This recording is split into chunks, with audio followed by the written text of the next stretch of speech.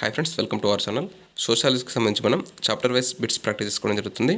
So అందులో భాగంగా ఈ యొక్క క్యాస్ట్ అంటే కులం అనే టాపిక్ నుండి మనం లాస్ట్ వీడియో. సో కాబట్టి ఖచ్చితంగా వీడియోకి లైక్ చేసి ఖచ్చితంగా ఎండ్ వరకు చూడండి.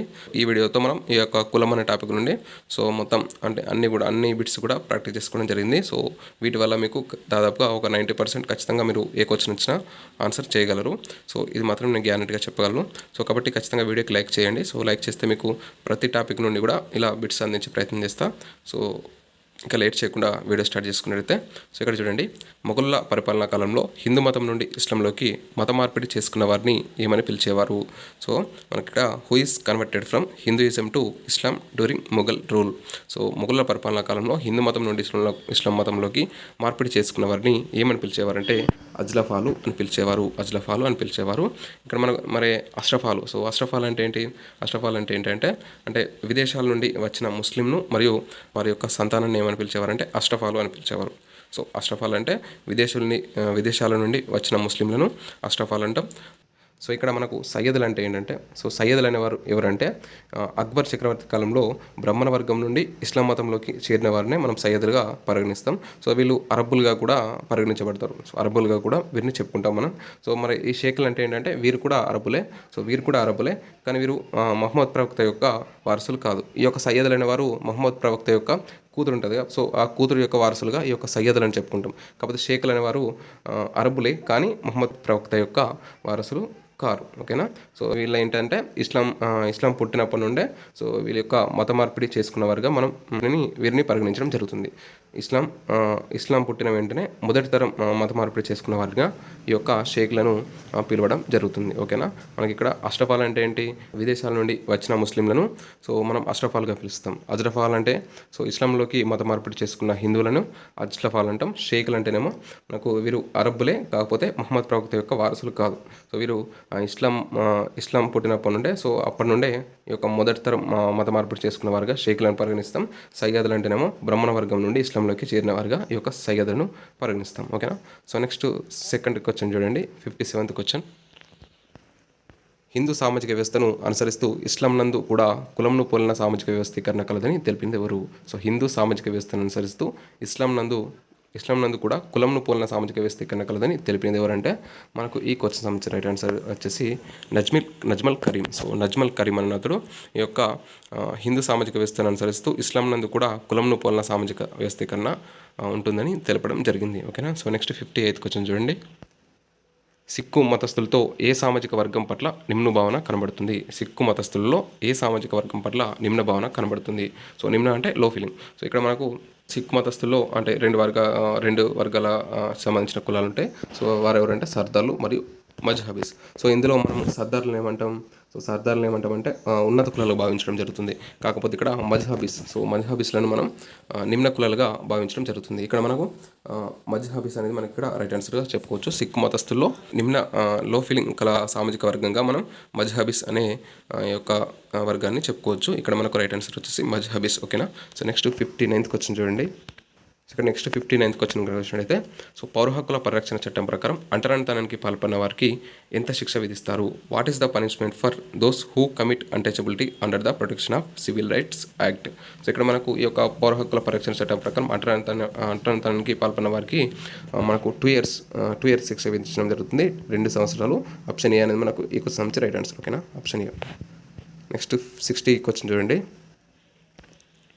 తమ సొంత కులం కంటే నిమ్నంగా భావించబడుతున్న కులం యొక్క ఆచారాలను అనుసరించడాన్ని ఏమంటారు? తమ సొంత కులం కంటే నిమ్నంగా భావించబడుతున్న కులం యొక్క ఆచారాలను అనుసరించడాన్ని ఏమంటారంటే మనం తిరోగమన సంస్కృతీకరణ అంటాం. సో తిరోగమన సంస్కృతీకరణ, రిగ్రెసివ్ సాంస్క్రిటైజేషన్. సో ఇక్కడ మనకు ఈ యొక్క సంస్కృతీకరణ అంటే ఏంటి? సో తమ సొంత కులం కంటే ఉన్నతంగా భావించబడుతున్న కులం యొక్క ఆచారాలను అనుసరించడాన్ని ఏమంటాం? సంస్కృతీకరణ అంటాం. ఇది మీకు ప్రీవియస్ వీడియోలో చెప్పిన. సో ఇక్కడ తిరోగమన సంస్కృతీకరణ అంటే తమ సొంత కులం కంటే నిమ్నంగా భావించబడుతున్న కులం యొక్క ఆచారాలను అనుసరించడాన్ని తిరోగమన సంస్కృతీకరణ అంటాం. సో మనకు ఆప్షన్ బి అనేది రైట్ ఆన్సర్గా చెప్పుకోవచ్చు. సో నెక్స్ట్ 61 క్వశ్చన్ చూసినట్టయితే చూడండి, కర్ణాటకలోని కూర్గులు అనుసరించిన సంస్కృతీకరణ నమూనా ఏది? కర్ణాటకలోని కూర్గులు అనుసరించిన సంస్కృతీకరణ నమూనా ఏదంటే మనకు ఈ క్వశ్చన్ రైట్ ఆన్సర్ చూసినట్టయితే మనకు బ్రాహ్మణ నమూనా. సో బ్రాహ్మణ నమూనా అనేది కర్ణాటకలోని కూర్గులు అనుసరించిన సంస్కృతీకరణ నమూనాగా చెప్పుకోవచ్చు. ఓకేనా? సో నెక్స్ట్ 62 క్వశ్చన్ చూడండి. ఈ క్రింది వానిలో ఏ రాజవంశం శూద్ర స్థాయి నుండి క్షత్రియ స్థాయినకు సంస్కృతీకరణం చెందింది? ఈ క్రింది వానిలో ఏ రాజవంశం శూద్ర స్థాయి నుండి క్షత్రియ స్థాయినకు సంస్కృతీకరణం చెందడం జరిగిందంటే ఇక్కడ మనకు ఆన్సర్ ఏమవుతుందంటే ఇక్కడ మనకు కాకతీయ మరియు రెడ్డి రాజులు వెలుమ రాజులు అనేది మనకి ఇక్కడ ఆన్సర్గా చెప్పుకోవచ్చు. సో ఇక్కడ మనకు ఆప్షన్ డి అనేది మనకు రైట్ ఆన్సర్గా చెప్పుకోవచ్చు. 2, 3, 4 అనేవి సరైనవి. సో మనకు ఈ యొక్క కాకతీయ మరియు వెలుమ రాజులు రెడ్డి రాజులు అనేవారు శూద్ర స్థాయి నుండి క్షత్రియ స్థాయినకు సంస్కృతీకరణం చెందడం జరిగింది. ఓకేనా. సో నెక్స్ట్ 63 క్వశ్చన్ చూద్దాం. సో ఇక్కడ చూడండి, ఈ క్రింది వానిలో జాతిపరమైన స్వచ్ఛతను పాటించేది ఏది? సో ఈ క్రింది వానిలో జాతిపరమైన స్వచ్ఛతను పాటించేది ఏంటంటే కులం. సో మనకి ఇక్కడ ఇది ఈజీ క్వశ్చన్. సో చాలాసార్లు వచ్చిన క్వశ్చన్ కూడా. సో ఇక్కడ మనకు ఆన్సర్ ఒకటి మాత్రమే సరైనది. సో ఆప్షన్ డి అనేది మనకు ఇక్కడ రైట్ ఆన్సర్గా చెప్పుకోవచ్చు. Option D. ఓకేనా. సో ఆప్షన్ డి అనేది రైట్ ఆన్సర్గా చెప్పుకోవచ్చు. జాతిపరమైన స్వచ్ఛతను పాటించేది కులం. నెక్స్ట్ 64th క్వశ్చన్ చూద్దాం. కుల వ్యవస్థకు కారణం ఆర్యులే అని తెలిపింది ఎవరు? కుల వ్యవస్థకు కారణం ఆర్యులే అని తెలిపింది ఎవరంటే మనకు సెనట్.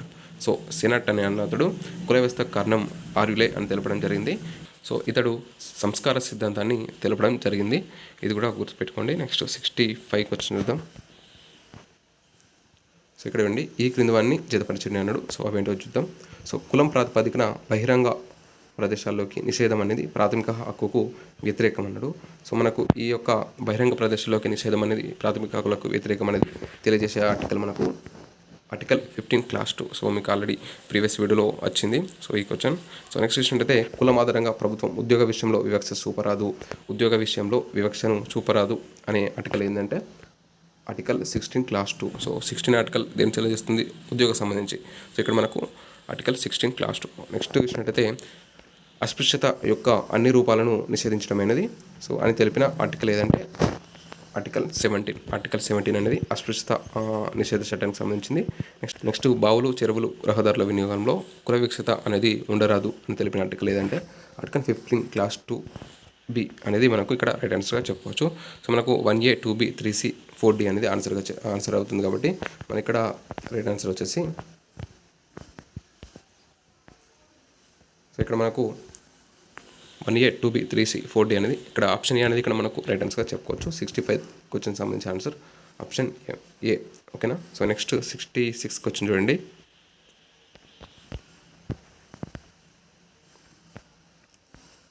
సో ఇక్కడ మనం చూసినట్టయితే ఈ క్రింది వారిని జతపరిచింది అన్నాడు. సో అది మనం చూస్తాం. సో ఇక్కడ క్యాస్ట్ క్లాస్ ఇన్ ఇండియా అనే గ్రంథాన్ని రచించింది ఎవరంటే GS గరియే. Caste class in India అనే గ్రంథాన్ని రచించింది జిఎస్ గరియే. ఓకేనా. So next history of cost in India అనే గ్రంథాన్ని రచించింది ఎవరంటే కేట్కర్. సో కేట్కర్ అన్న అతడు history of cost in India అనే గ్రంథాన్ని రచించడం జరిగింది. నెక్స్ట్ హిందూ సోషల్ ఆర్గనైజేషన్ అనే గ్రంథాన్ని రచించింది పిహెచ్ ప్రభు అన్నతడు ఈ యొక్క హిందూ సోషల్ ఆర్గనైజేషన్ అనే గ్రంథాన్ని రచించడం జరిగింది. Next origin of growth and caste in India అనే గ్రంథాన్ని రచించింది మాత్రం N K Dutt origin of growth and caste in India అనే గ్రంథాన్ని రచించడం జరిగింది. ఓకేనా. సో ఇక్కడ మనకు అన్నీ కూడా స్ట్రేట్గానే ఉన్నాయి కాబట్టి 1A 2B 3C 4D అనేది మనకు రైట్ ఆన్సర్గా చెప్పుకోవచ్చు ఇక్కడ మనం. సో ఆప్షన్ ఏ అనేది మనకు ఇక్కడ రైట్ ఆన్సర్. ఓకేనా. Option A. ఇక్కడ 66th క్వశ్చన్ సంబంధించిన ఆన్సర్ ఆప్షన్ ఏ. సో ఇది ఈరోజు వీడియో. సో మనకు ఇంతటితో మనకు ఈ యొక్క కులం అనే టాపిక్ నుండి సో అన్ని బిట్స్ ఆల్మోస్ట్ కవర్ అయిపోయినాయి. సో ఇందులో నుండి ఏ క్వశ్చన్ వచ్చినా మీరు ఖచ్చితంగా ఆన్సర్ చేయగలరనే నేను అనుకుంటున్నాను. సో మనకు ఇంకా ఈ యొక్క కులం అనే టాపిక్ నుండి అన్నీ అయిపోయినాయి. కాకపోతే ఈ యొక్క గ్రంథాలు మరియు వ్యక్తులు సో వీటికి సంబంధించి ఒక వీడియో చేయాలనుకుంటున్నాను. సో అందులో నుంచి ఖచ్చితంగా 1 మార్క్ అనేది ఖచ్చితంగా ఉంటుంది. సో మనకు రాబోయే గ్రూప్ 2 కానీ గ్రూప్ 3 ఎగ్జామ్స్లో కానీ సో అందులో నుండి ఖచ్చితంగా 1 మార్క్ వస్తుంది కాబట్టి సో వాటిని విడిచిపెట్టద్దు. సో ఆ వీడియో కావాలనుకున్న వారు ఖచ్చితంగా కింద కామెంట్ చేయండి.